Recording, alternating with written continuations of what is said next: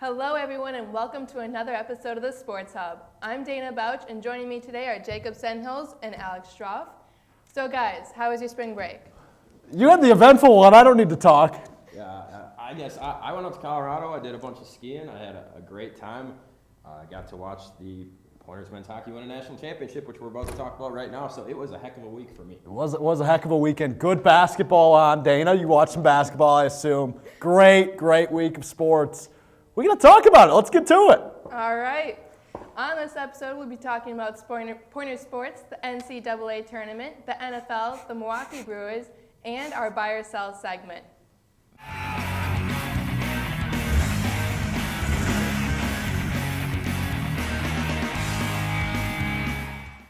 Welcome back. The Pointers men's hockey team finished off their season last Saturday with the first ever unbeaten season in Division III history with a 3-2 overtime win against Norwich. The game started off quiet as both the first and second periods passed without a goal from either team. Just 3 minutes and 31 seconds into the third period, Jordan Fayer scored the first goal with the Pointers. Barely a minute later, Colin Ravers scored another goal for the Pointers, making it 2-0 Pointers early in the third period. The Cadets then rallied with 2 goals from Carby Downs to tie the game at 2 late in the third. Forcing overtime at the 15-13 mark in overtime, Stephen Quagliata scored the game-winning goal for the Pointers. Quagliata's goals won UWSP's 6th national championship in program history with a 29-02 record. So guys, did you watch the games? Of course I did. It was awesome. Quagliata bringing the chip home. Undefeated season, second straight overtime national championship game in D3, 7th ever, and Points able to pull it out. That was a heck of a third period in overtime. Jake, I know our local, our residential hockey expert. Give me some thoughts. Well, in my mind, it's only fitting that Quagliata scored the game winner Right. in the championship. Right. I mean, for my money, Quagliata's got the best shot on the entire team. And he put it on display all season long, and especially right there in that overtime. And this was a perfect hockey game. This is exactly how you want a hockey game to play out. 0-0 going into the third period, and then both teams score a couple. Intense overtime. Thank God that the Pointers came out on the right side. Right. But, I mean, this was a heck of a hockey game. It was super entertaining, and, I mean, really nothing else to say besides awesome play from Connor Rickman, awesome play from your leaders, which we've seen all around it. You got to give credit to Norwich as well. They played a heck of a game. They're a heck of a program as well. Norwich, along with Point, is a team that we see in the D3 championships almost every single year. So congratulations to Point. And man, I just wish I could have been here. I would have done anything to be at the Willie. Yeah, Norwich, you mentioned it, Jake. Obviously facing a 2-0 deficit in the third period and then score a pair of goals, force overtime. I mean, it was a classic hockey game. It'll be one that's talked about for a really long time as maybe one of the best ever at the D3 level. I was on the edge of my seat. You know, after Point went up 2-0, I was already celebrating. And then I got a taste of reality because, like you said, Norwich scoring a pair of goals, tie it up. Then you go to overtime. The nerves are racked, ladies and gentlemen. And finally, Stephen Quagliata able to scoop one in. Great finish, great win, and obviously very much celebration worthy. Yeah, the Pointers never looked rattled in that overtime. Or not in the third period, a even dose, after no. giving up those 2 quick goals. This coaching staff and the leaders on this team, the senior leaders, they had this team ready and prepared to battle back when faced with adversity in that third period situation. Connor Rickman as well. Not typical of him letting in 2 goals in just a couple minutes of each other. And then he stood on his head the rest of the period and well into overtime. So just all around, what a season for these Pointers. Yeah, speaking of the season, what do you guys feel about the rest of the season? You know, undefeated, first one in Division III history for national champions. How does that feel, you know? It's pretty incredible. I mean, to be the first team to do anything at any level, any time, that even if it's a bad thing, it's pretty awesome. I mean, you look at the Cleveland Browns, 0-16 a couple of years back. They had a parade for it because it's unheard of, obviously, other than the Detroit Lions back in 2007. However, back to D3 hockey, this is a good thing. This wasn't a bad thing. To be the first team to ever do that is just, saying unbelievable feels like an understatement. It's pretty freaking wild. Well, and we've talked about all season long how fantastic this season is. Yeah. Or has been. Only 2 ties. One of them was the second game of the season against Ryan, which the backup goaltender Eli Billing was playing for. And then the other one was against WIAC conference opponent and rival in UWEC. So I mean, obviously, like I said, we talked about it all season. It's been a fantastic season. Quickly previewing next year, though, this team is losing quite a few senior leaders. They're going to bring a lot of people back, but there's some significant names that won't be returning. So look for success next year, but it'll be an adventure. Excellent insights. Moving on to the ball diamond now, the Pointers men's baseball team swept both games of their doubleheader Tuesday against St. Norbert College, winning Game 1 16-5 and Game 2 5-0. In Game 1, the Pointers took an early 1-0 lead with a leadoff home run. However, the Green Knights led by 3 heading into the top of the 4th inning. The Pointers then took a commanding 7-4 lead by scoring 6 runs in the top of the 4th and never looked back, winning 16-5 in 8 innings. Game 2, on the other hand, was completely different than the first game. The Pointers got on the board first with 2 runs in the top of the 4th inning, and that was all their pitching staff needed. The Pointers used 4 different pitchers to complete the 2-hit shutout against the Green Knights. The Pointers are now 8-4 on the season. So can they continue their hot start to the season? Yeah, we sure hope so. Obviously, bringing a lot of guys back from last year's squad. They have a pair of doubleheaders this weekend against UW La Crosse, as I'm sure we'll bring up in a minute. I have the call for all 4 of those games for the UWSP Athletics video stream. So I'm excited to see what they can bring to the table. Obviously, they only got 2 home games, or really 2 home dates last year because of that huge April snowstorm. So they're having an early home game, which is nice here at the end of March. So it's good to get home baseball, as they didn't get a ton of it last year. They've got, like I said, similar squad to last year. 8-4 is a good start, and you can only hope it gets better with 4 games against a conference rival in the Eagles of La Crosse this weekend. 8-4 really is a good start, especially when you consider they haven't been able to practice outside. But finally, you look outside and you look at that Pointers field, and it's all cleared off. They were shoveling snow at the field on Sunday when I drove past. Yeah, I drove past yesterday. They put out some fresh chalk lines. The grass looks pretty good. So I'm excited to get this Pointers team out on their home field, and hopefully for more than 2 games. Yeah, exactly. So, yeah, good start so far, and I look forward. I mean, it's still early, so there's still a lot of time to evaluate and see what they're able to do. And I know, obviously, every season the goal is a WIAC championship.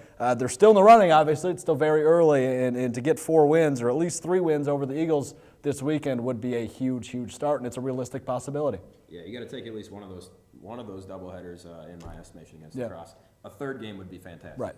Perfect. The Pointers open their home schedule this weekend with 2 doubleheaders against UW La Crosse. After a quick commercial break, we'll be back with the NCAA Tournament and the NFL.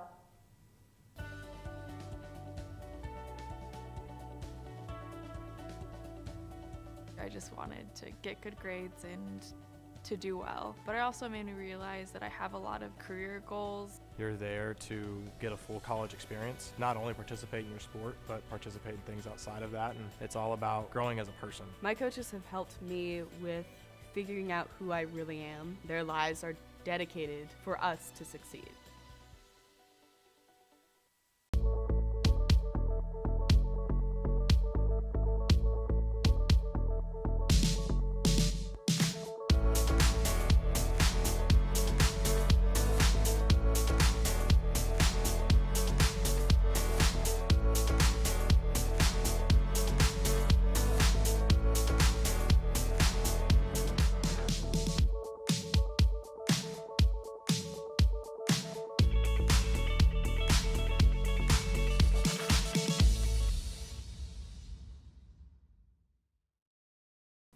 Welcome back. The Sweet 16 is upon us as 2 rounds of the NCAA Tournament are complete. Wisconsin has bounced with a first-round embarrassment to Oregon.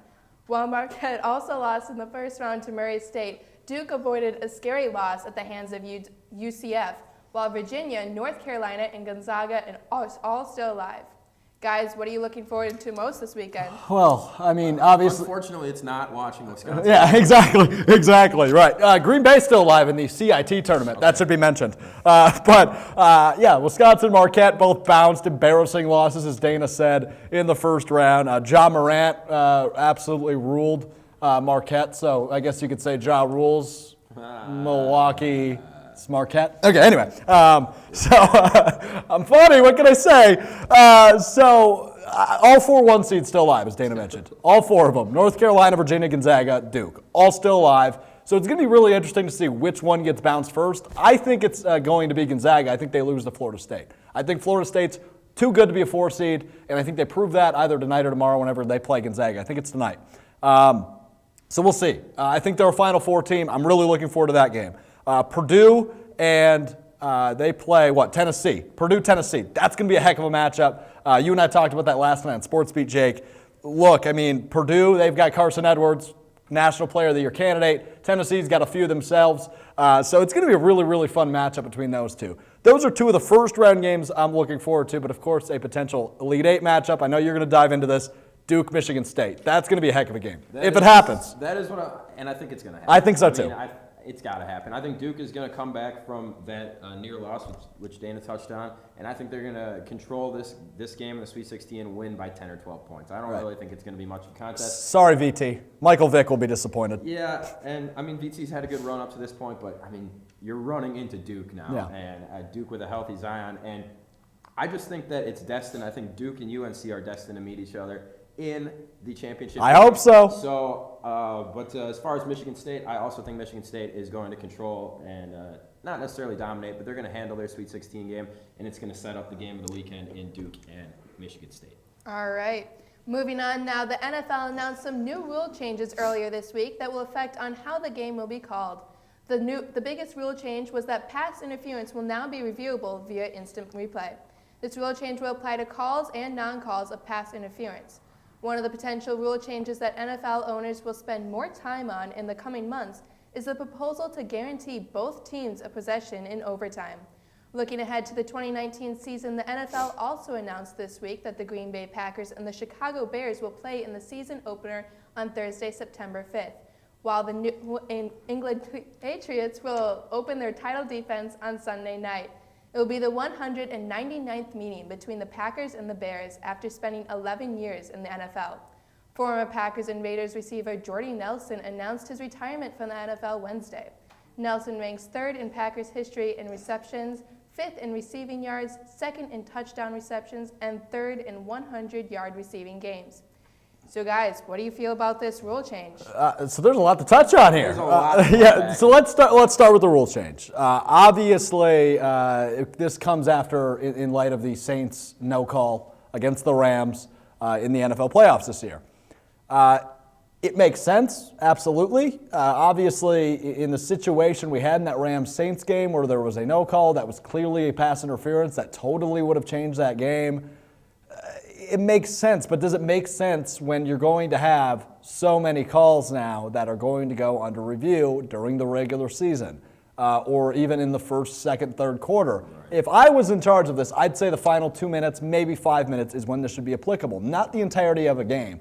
They're giving it a trial run this year. We'll see how it goes. I understand the implementation, but it needs to be done correctly. And I don't know if giving this a whole year, a whole game, anytime you can challenge something is the right call. That's me. I don't know about you. I think there's a lot of caveats here and a lot of special instances that are going to be brought up throughout the course of this next season regarding this new rule. Now, much like any other NFL rule, I don't jump to conclusions until we see how it plays out. And we've also seen rules be implemented on a 1 or 2 year basis and then be majorly tweaked or completely removed, or they work perfectly. So I think I'm going to save my judgment until we at least see this in action.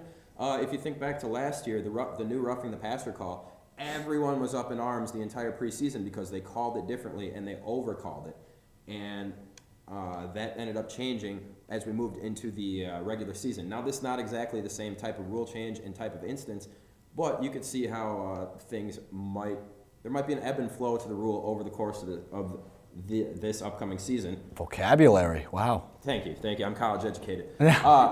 My bigger concern and the rule that I care more about discussing is both teams getting a chance to possess the football in overtime. I'm cool with it. Except you and I have never talked about this in detail. I also am cool with it. I think if you look at an offense and a player, take Patrick Mahomes, this last NFL playoffs.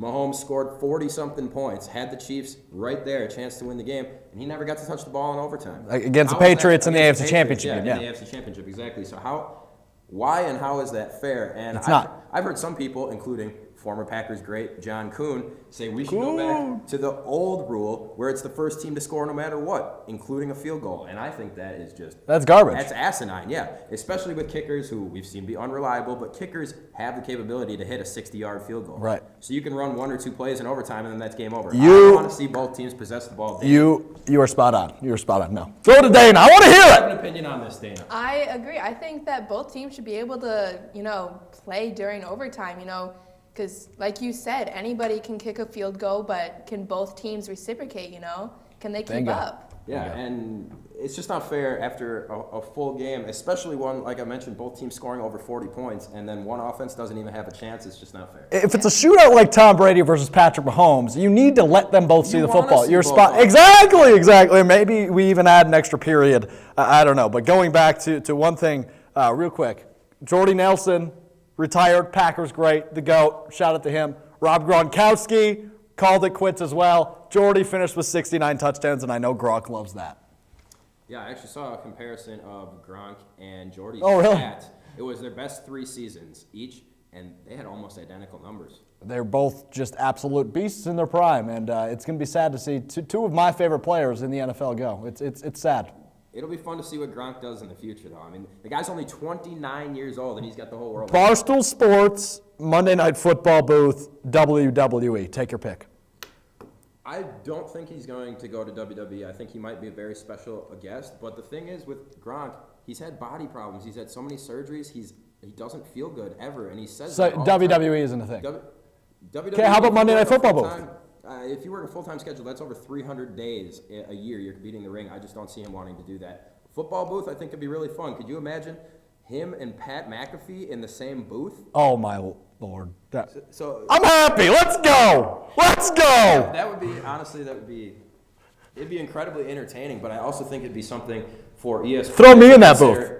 Well, that'd be a little too much, I think. But no, ESPN, that'd be a way just for them to draw extra ratings, at least for the first season. People are going to want to check that team, announce that broadcast team out, especially given what we saw last year with the kind of boringness of Joe Tess and Witten and Booger. Stop it, Booger. So, Booger. So, like I said, if you could imagine Joe Tess, Pat McAfee, Rob Gronkowski, now that is a broadcast team.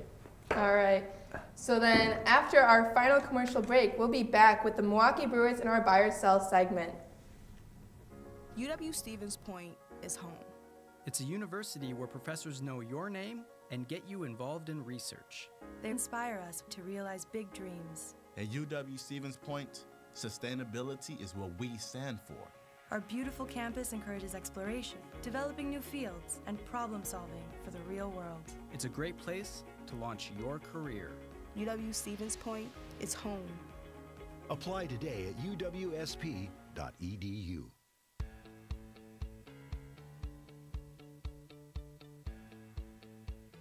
Being a part of the different activities and organizations that I've been a part of, I'm actually able to see myself where I'm like, hey, I actually can make a change. I'm one person that can make a difference. Division III has helped me to develop teamwork skills, critical thinking skills, time management skills. It's not just about basketball, or it's not just about school. It's about developing yourself as a person altogether. Welcome back. Baseball season is finally here. Today is opening day and all 30 teams will be in action on what is the earliest opening day ever in the history of the NBLA. The Brewers ended spring training with a record of 19-14 and won the season opener against the St. Louis Cardinals 5-4 at Miller Park. So guys, the NL Central is arguably the best division in baseball. We've got 161 games to go before finding out any of this for sure. Yep. But if you had to predict one of these to be most likely to happen this season, the Brewers win 100 games or more, the Brewers make the World Series, or Christian Yelich repeats as NLVP. Ooh. That is a heck of a question, Dana. That is a heck of a question. I think I have my answer. The Brewers winning 100 games does not seem possible to me. The NL Central, I think 95 is absolutely possible. But the NL Central is just too good. What did they win last year, 96? 96. But they played an extra game. That was 163. And the Reds got better.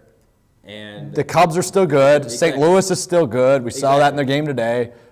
Cincinnati, you said Cincinnati got better. Yeah. Am I missing anybody? I think No, I'm the not. NL, well, Pittsburgh, but they're just. Yeah. But Pittsburgh always has the number of the Brewers, it seems. I mean, the Brewers had a losing record to Pittsburgh last year. So you're saying 100 games is off the table. I agree. I'm saying 100 games is off the table. Yelich is starting off hot. Yeah. He hit a home run. He hit a 3-run home run to give the Brewers their lead, which they ultimately kept in Game 1 of 162. However, I'm going with the World Series. I think that seems most realistic. Yelich is awesome. He's amazing. He's starting off great again, looking to do what he did last year, which won him the MVP. I just don't see repeating as an MVP in baseball, really, really hard to do. This team, they've got arms. I'm worried about them. That's why I'm not picking them to win 100 games. But anything's possible in October, and I think if they get there, they were one game away from the World Series last year. Why can't they do it again? I agree. I would have to say most likely it's going to be the World Series. And in order to get as far as they got last year, they needed that MVP performance from Christian Yelich. Yeah, he single-handedly won. You've said that many times. 10 games for them last year. At least 10 games he single-handedly won for them last year. But my thing with him repeating, not only is it hard for anybody to repeat, but barring that spectacular, and I mean spectacular, September that he had last year, there was still tons of questions. It was up in the air. It wasn't like he had the MVP locked down with 3 months left to go on the season. In our minds, he did, but in the voters' minds and in the national media, I mean, it took a phenomenal September to put him over the edge and beat out guys like Javi Baez and others. So I think it's going to be really difficult to do. Obviously, getting to the World Series is difficult for any team in any year, but out of those 3 situations, I think that's the most likely. Like Alex said, we won game away from last year. All right, so then what are a few key things that the Brewers need to do in order to win their division again this season? It's a matter of making sure the arms are doing work. Yoeli Chassin was roughish on the mound at the beginning of the game today, but he hit a bomb, so I guess he made up for it. He only ended up giving up 3 hits, 3 runs. So, I mean, obviously the arms need to be consistent, and obviously throwing Hader in the bullpen and potentially getting Jimmy Nelson back soon if Zach Davies can pick it up to where he was 2 years ago. They've got guys. Maybe they could sign Craig Kimbrell as he's still on the market. So it's a matter of pitching. I mean, they've got enough studs to be an offensive-centered team. It's just a matter of making sure they have that defensive backup from the number 1 spot. Yeah, I completely agree. It's got to start with the starting rotation. I mean, they've got to be better than they were last year, and they've got to be deeper than they were last year. They relied too much on the bullpen all season long, and besides for that, I think you got to beat. I just mentioned a second ago. You've got to beat the teams that are worse than you in your division. You've got to beat Cincinnati. You've got to beat the Pittsburgh Pirates, and then of course you've got to take games away from St. Louis and the Cubs as well. But you got to beat the teams you're supposed to beat. The Brewers had trouble doing that last year, and that's why they were forced to play game number 163. Bingo. All right, now to wrap up the show, let's do some buy or sell. First one. The Pointers men's hockey team will go undefeated next season. I got to sell it. It's only been done once, doing it twice in a row, and they're losing a lot of guys, like you said earlier, Jake. I'm going to sell it. Can they win a national championship? Sure. They're always in the running, but undefeated, tough to do again. I'm going to sell it. That's pretty much exactly what I was going to say. National championship, yes, of course they can win one, but listen to these names that they're losing. Tanner Carty, Stephen Beauvais, TJ Rue, Ryan Bittner, BJ Duffin. I mean, these are all guys that have been here besides for TJ Rue, all these other guys have been here for 4 years. They've been starting for 4 years. Stephen Beauvais and Ryan Bittner are your starting defensemen every single night. You're losing both of them. And then, of course, the All-American captain, Tanner Carty. So even though they are bringing back most of their team, and this is an extremely deep and relatively young team, they're losing some very, very tough guys to replace. So, no, I don't see an undefeated season next year. I'm going to have to agree with you. They're losing a lot of instrumental players. Next one, the Pointers men's baseball team will win 25-plus games this season. Well, they're at 80. They're at 8, and they've got, 30 left roughly? Why not? I'll buy it. I think it's going to be right around that number. That's a good number. I'll buy it. That's a lot of games. I mean, it's early in the season. Let's be optimistic. I'll buy it as well. All right, I'm going to agree with you guys. They are having a little bit of a rough season, but I am going to agree. All right, next one. The least 2 number 1 seeds will lose before the Final Four. Okay. Yeah, I'll buy it. I think Gonzaga goes down to Florida State, as I said earlier, and I think Virginia goes down. I think Virginia loses in the Elite 8 to Tennessee. So I'll buy it. I'll say Duke and UNC are the only ones standing in the Final Four. Yeah, I've got the same. Duke, UNC, Tennessee, and Michigan, I believe, are my Final Four. So I agree with you. Good minds think alike. Dana? You know, I'm not 100% positive on this one just because, you know, Anything can happen in March. yeah, a lot can happen in the last few days that we have, so. And 1 seeds are 1 seeds for a reason. So, Yeah. I mean, obviously they can win at any time. We'll see. All right, last one. The Boston Red Sox will repeat as World Series champions. Go ahead. Right now, I'm going to buy that. I think Boston is going to be even better. They won, 108 games last year? Yep. I don't know if they're going to win 108 this year, but I think as a team they're going to be better, and I think they're going to win the World Series without even being touched. Much like last I hate that I'm about to say this. That's why I'm looking at the camera. I'm selling it because the Yankees are going to. year. The Yankees. Ooh. Hey, that would be a heck of a championship series. Oh, it would. I mean, best rivalry in sports. Oh, yeah. And finally, both teams are good. Like They're they used stacked. To be now. They're Yeah, stacked. So, I mean, that'd be awesome. I don't know. I'm going to buy it. Ah! I'm buying it. That's a good choice. That's a good You're choice. one-sided, Alex. All right. It's all right. Well, that's all we have for today's show. I'd like to thank Jacob and Alex for joining me today. You're welcome. A big thank you to our technical staff for all their hard work to make this show possible. Be sure to check us out on Facebook at SPTV UWSP Television or follow us on Twitter at SPTV_UWSP. And make sure to check out the UWSP homepage to check out all your Pointer athletic information. Thank you for tuning in, and we'll see you next week on the Sports Hub. Love you guys.